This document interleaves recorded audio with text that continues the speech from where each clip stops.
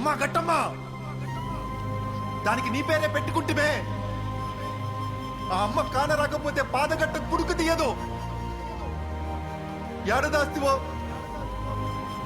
పదిలంగా పాదగట్టని పంపవే.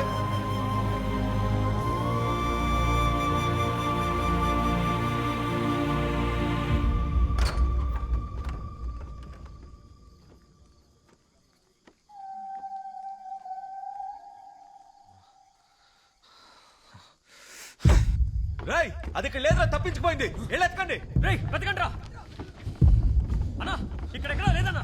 రేయ్, మీరిద్దరు అట్టాలండి. రేయ్, పదరా. రేయ్, నువ్వురా.